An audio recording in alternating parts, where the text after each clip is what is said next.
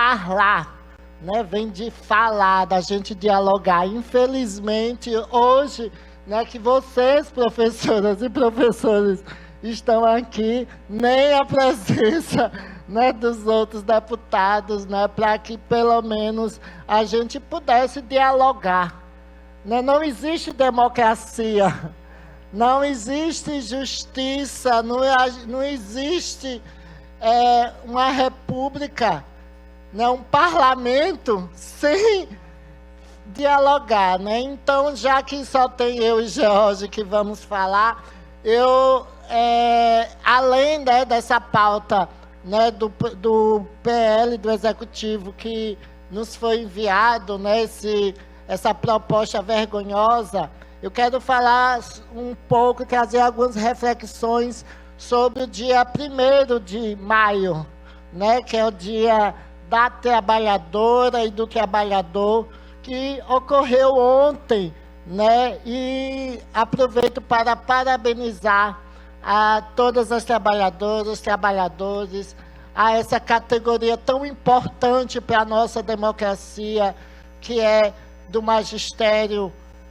público estadual, que está aqui, muitos tristes, preocupados, né, com essa proposta. Mas também eu quero utilizar esse espaço para fazer um balanço crítico sobre a situação das trabalhadoras e dos trabalhadores nos últimos anos.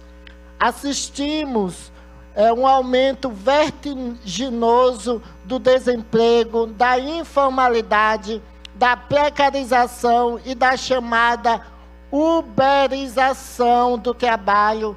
Em Sergipe, também não foi diferente. Quando o assunto é desemprego, o Observatório de Sergipe, em fevereiro deste ano, com base em dados da Pesquisa Nacional por Amostra de Domicílios, constatou que, no quarto semestre de 2022, o desemprego em Sergipe estava em torno de 11,9% e que o Estado possuía a 4ª maior taxa de desemprego do país, ficando atrás apenas da Bahia, Amapá e Pernambuco.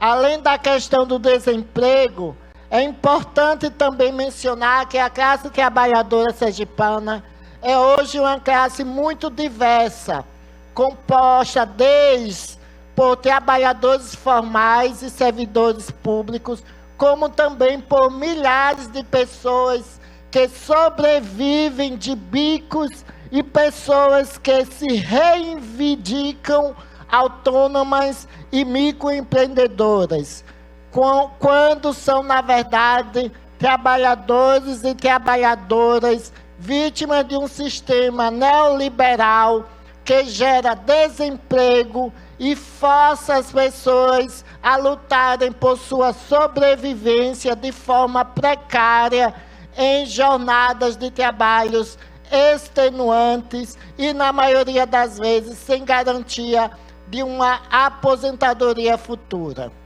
A precarização do trabalho formal também tem sido uma realidade, em especial em empresas terceirizadas. E ainda o governo estadual quer privatizar, né, a educação, a saúde. Assistimos hoje trabalhadoras e trabalhadores prestando serviços a empresas terceirizadas, muitas das vezes criadas apenas para participar do processo licitatório com o poder público, sem o devido cuidado em ter, no mínimo, saúde financeira para manter em dia a sua folha de pagamento. Tem sido recorrente na Justiça do Trabalho a condenação trabalhista de empresas terceirizadas que sequer pagam as verbas rescisórias de seus funcionários e funcionárias, deixando muitas vezes a dívida para o poder público.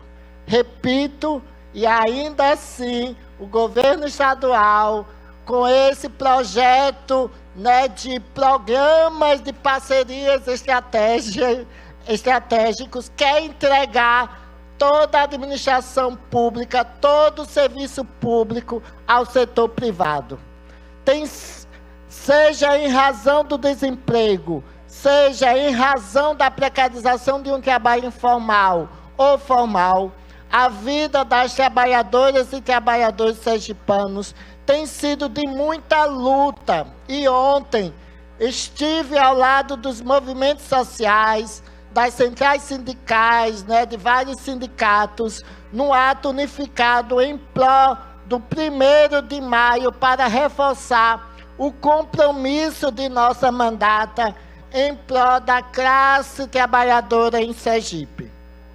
Estive no ato que ocorreu lá no bairro Santa Maria, marcando este dia de luta. Estava lá junto com os sindicais, centrais sindicais, trabalhadores e trabalhadores de todos os cantos do Estado, para reafirmar o nosso compromisso com os direitos desta classe tão sofrida. Direitos esses que, para serem conquistados, precisou de muita luta, de muita resistência, de muito sangue, de muitas mortes. E a gente não pode deixar que o governo retire esses direitos conquistados.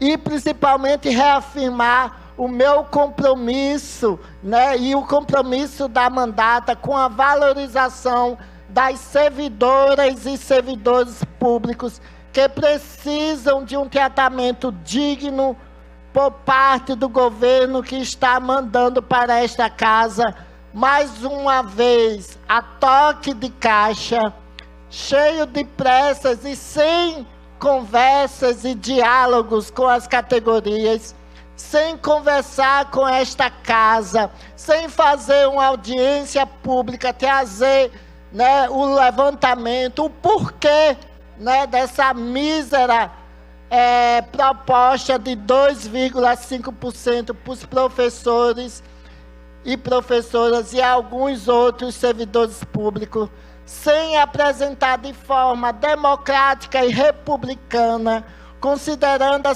as categorias de trabalhadores e trabalhadoras que sofrem os impactos.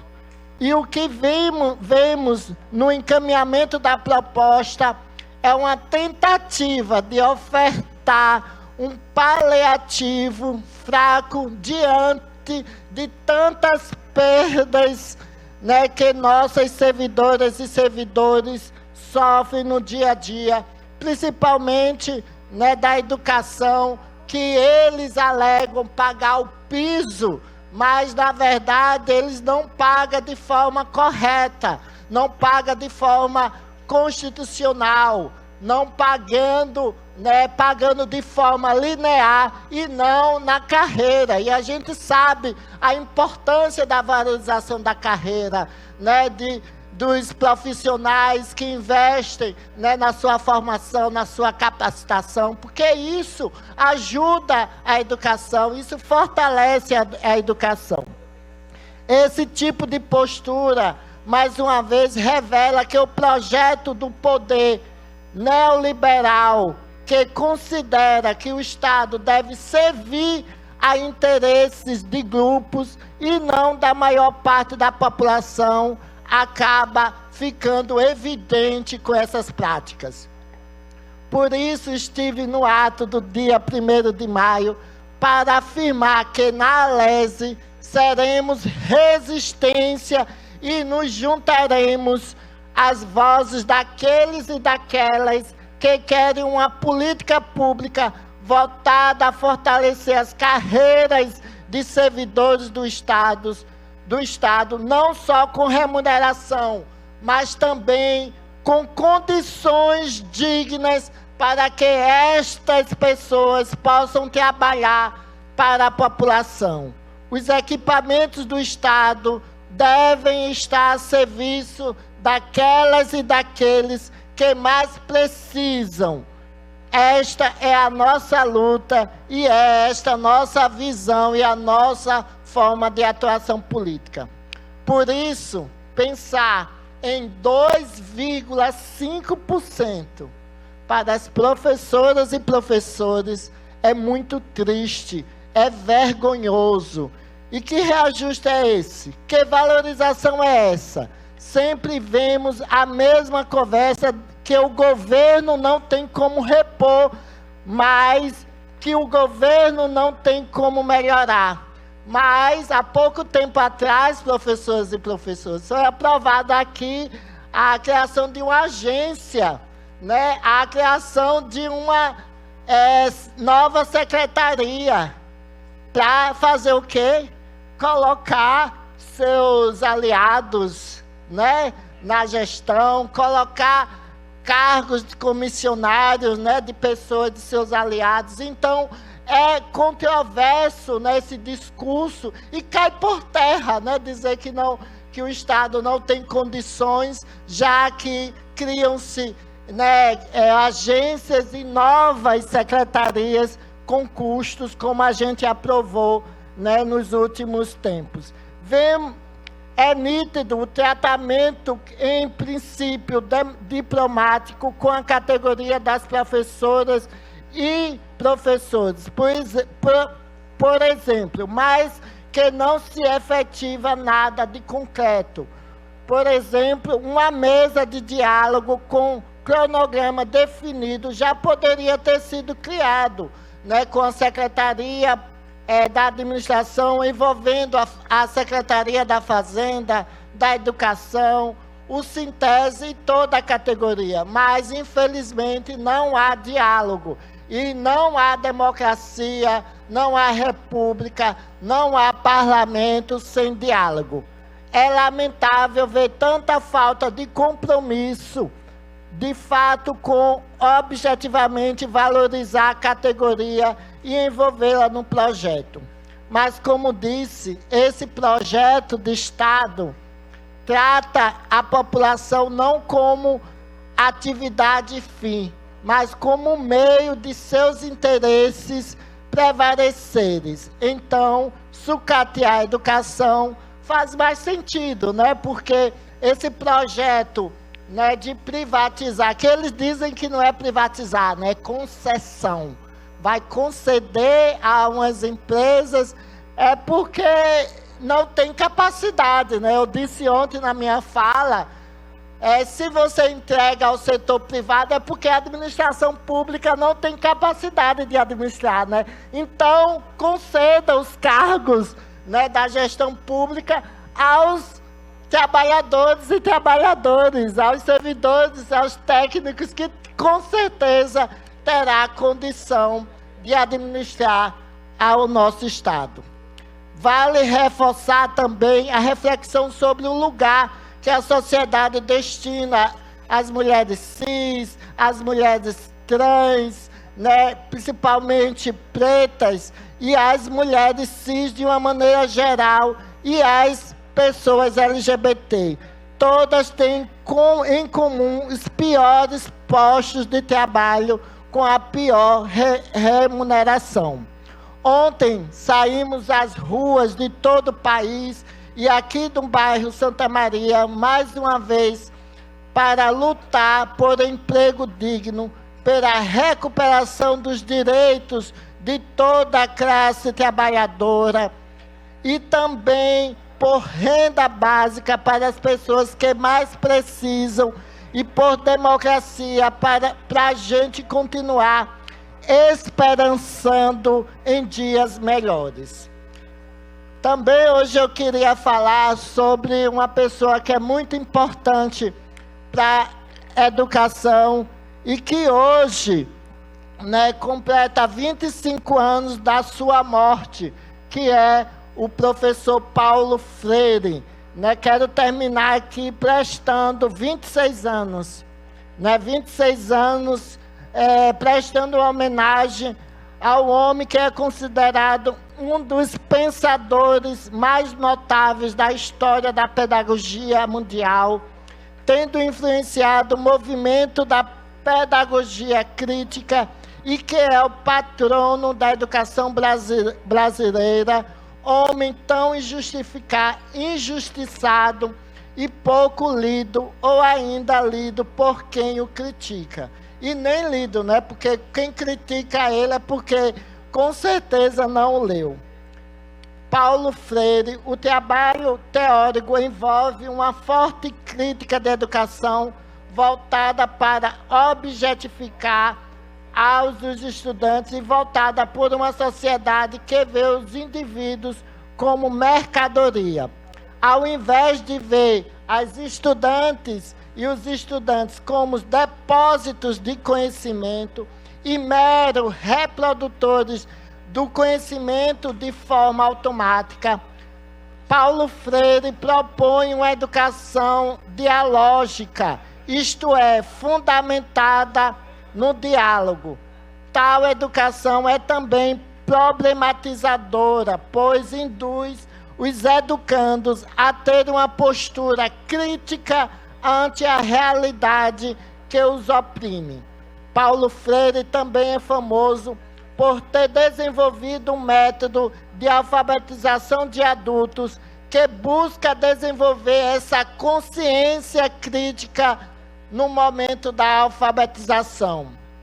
Freire, acreditando que todos os homens têm por vocação o ser mais, buscava que eles fossem sujeitos de suas ações e atingissem sua plena realização enquanto seres humanos e fossem também capazes de transformar o mundo. E existe uma frase de Paulo Freire que eu gosto muito, né, que eu acho que representa isso e representa o porquê algumas pessoas, presidente Garibaldi, não querem que a sociedade, que os estudantes desperte o senso crítico, porque com senso crítico é muito mais difícil ser dominada, é muito mais difícil ser persuadida, né, em época, né, de processo eleitoral.